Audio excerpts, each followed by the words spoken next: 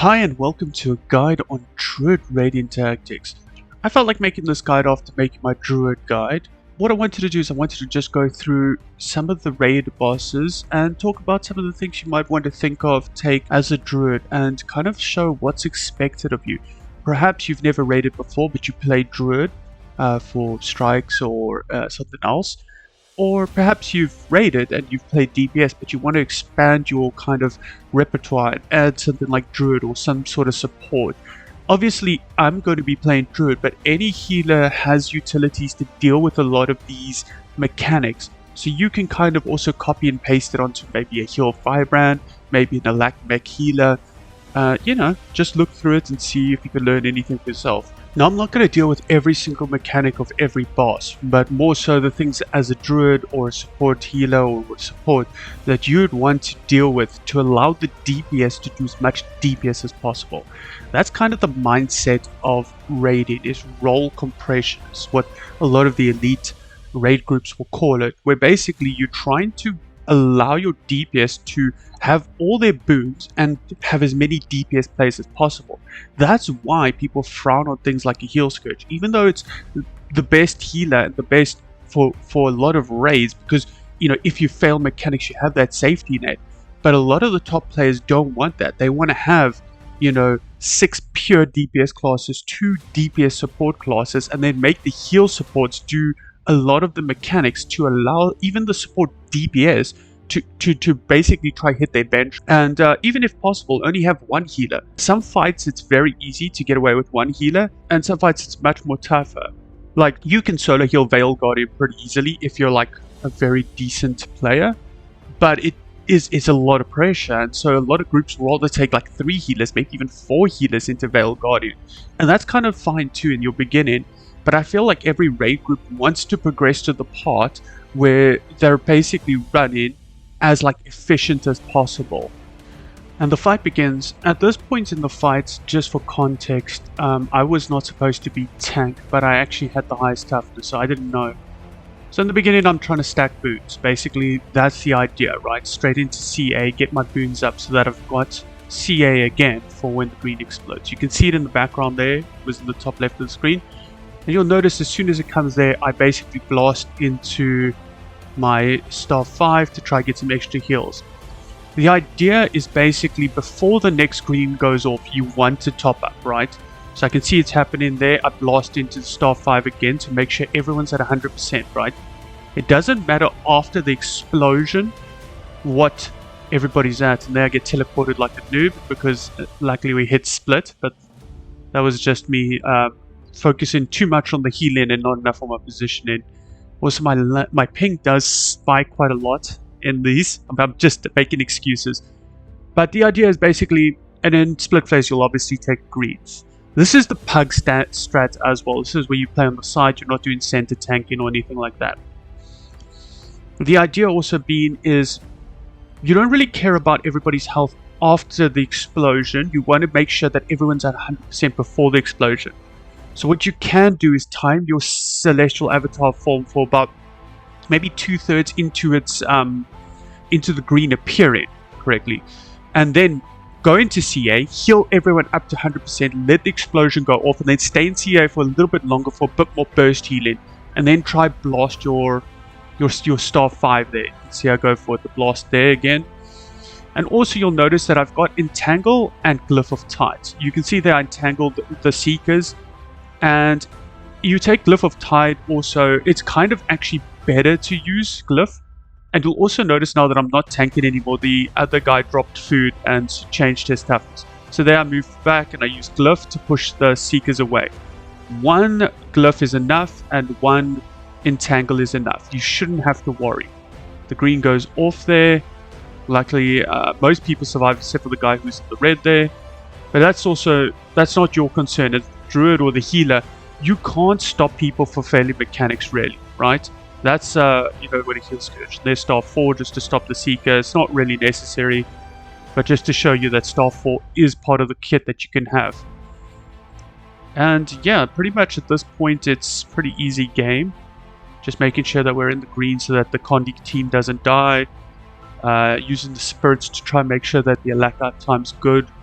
And yeah, like again, also on a fight like Vale Guardian, you can't stop your friends from being teleported or standing in Seekers or, you know, these sorts of things. You could just try control things as best you can and hope that they don't mess up mechanics. So here, a little bit of Celestial Avatar because you're not sure. The green spawns very close. There it is there. You'll see there I probably move in and use Glyph. Yep, there's Glyph for a bit of extra CC on the boss. I kind of waited on that one. Try to blast there for a bit of healing. And yeah, that's pretty much it. The most important part of the fight is obviously just dealing with the Seekers. And any kind of support can deal with it. So over there I asked the supports to go back into the green. Because I'm actually commanded in this fight. Which is also probably why everything's not exactly as good. Because I'm trying to watch what everyone else is doing. And yeah, we get the kill. So again, I mean, pretty much simple stuff. You try to make sure everyone's at 100% before the greens, and you're pushing the Seekers away. That's it. Like, and then obviously watching your own positioning not to get hit by the blues. And this is Gorseval, boss number 2 of Wing 1. I asked my friend to hold ready checks so I could bring my spirits out. As the druid, you always kind of want to be ready with everything prepared so you can stack the alacrity quickly.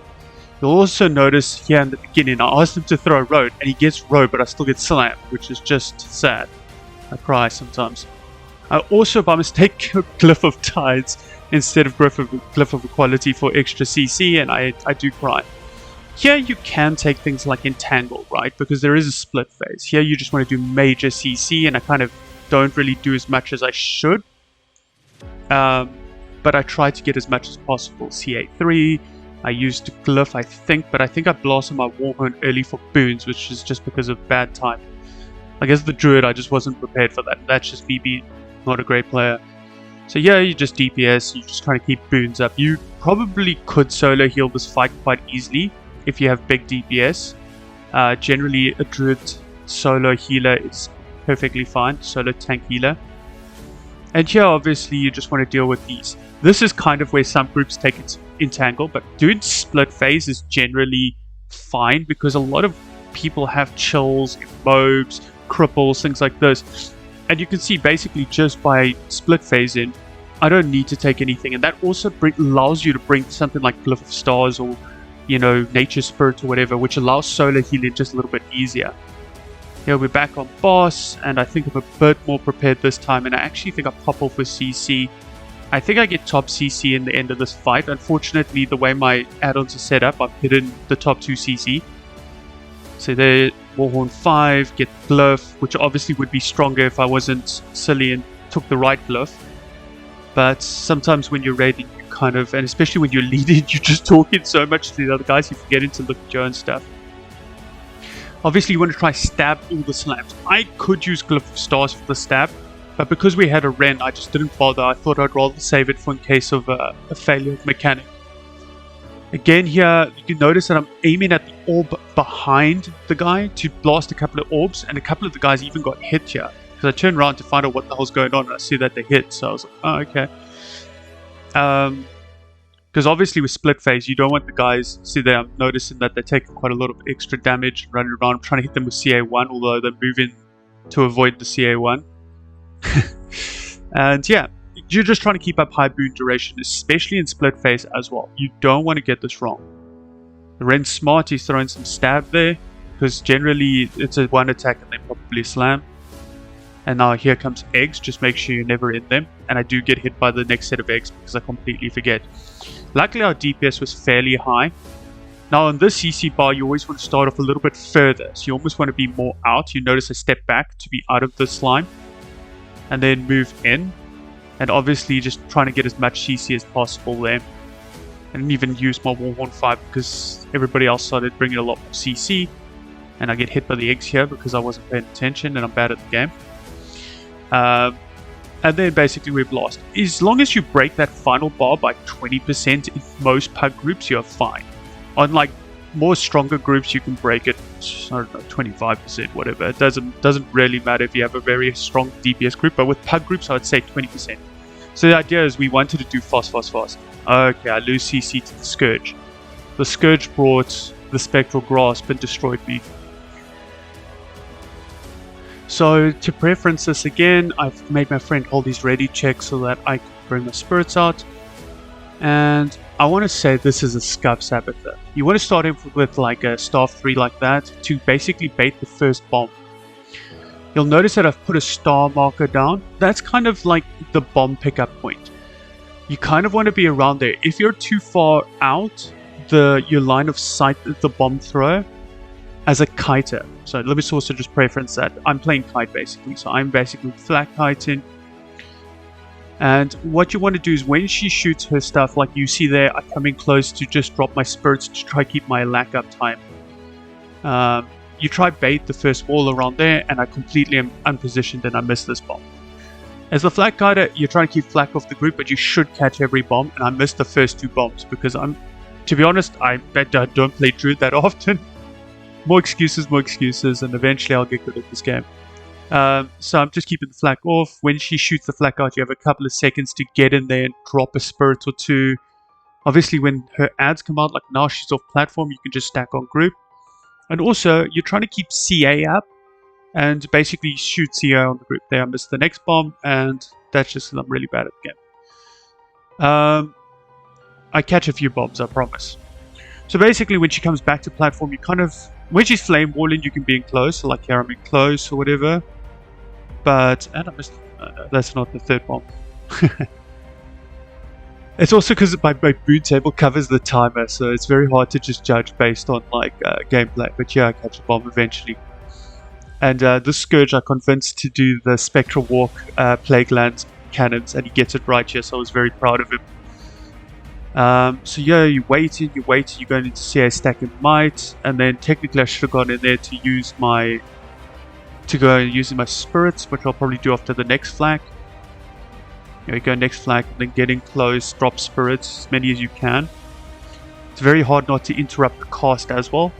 And then, like I said, during Flame Wall, you can get in close. So I should be in close here. Oh, it's because I'm trying to bait the bomb.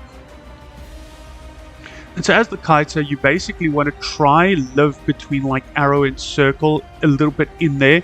So you want to bait the flag somewhere safe and then try keep that area open, which I didn't do in the beginning, which is why I missed the first 2 bombs. But even if you miss the bombs, like, it's not the end of the world, although again, remember, as a Boon Healer, you want to let the DBS, right? You don't want them to get a bomb and then have to stop what they're doing in their rotation, turn around and throw a bomb. So you really are trying to make things as easily as possible for them. Here you can see I've also taken, I've taken 3 spirits, which is enough, although you can take 4 spirits. It's not like CC is a major thing other than for Knuckles. And yeah, you're just trying to blast CA from range, keep everybody alive, keep your spirits alive, and it's a fairly straightforward fight once it comes to flag kiting. It's mostly just making sure that you don't get caught out, or like this, that your team is positioned in such a way to try bait the flame walls to the right spot. That's kind of the most important part. Although, when you play with a lot of high-end groups and even PUG groups, like, most people are trying to get flanked in for uptime based on the DPS that they play, and you can see my lag is atrocious. It hits over 3k ping at certain points, like now. So also, it's very tough to play when you've got such bad lag. But yeah, that's pretty much the fight. I don't really see anything else. Probably at about 20%, maybe 15%, depending on platform health, you can stop doing cannons and just basically DPS the boss to dead. But yes, that's basically it. I really hope that this guide has been valuable to someone, that you've learned something about boon supports in Wing 1. It's fairly easy to get into. I think Druid it seems very tough, and like this, like flag kiting, you feel stress. You're like, oh gosh, you know, why? Maybe you've got high lag like me and latency, which is why I don't play it that often. But it's not that hard, and also it's a good skill to have, to be able to play some sort of support class, because a lot of groups, it's easy to find DPS, but it's hard to find people that are willing to try these roles. Get into a practice group and try it. And if I could plug one thing for you, it would be the Raid Academy. If you're on the North American server, I highly recommend that you join the Discord for the Raid Academy. It's basically just a non-profit, no-pay group of people that just like raiding. They have training groups, they have practice groups, and then once you get to the highest skill, they have clear groups. I really can't promote it enough in terms of just the amount that they offer and teach, and just to raid with other people like yourself. I'm going to put a link in the description below, and I really highly recommend you check it out. I'm also going to post some more videos of the other wings as I do them, although they might not be in order. For more on this build and others just like it, catch me streaming on Twitch. Stop by anytime and hang out. If you found this helpful, please subscribe and share with some friends. It will really help grow the channel.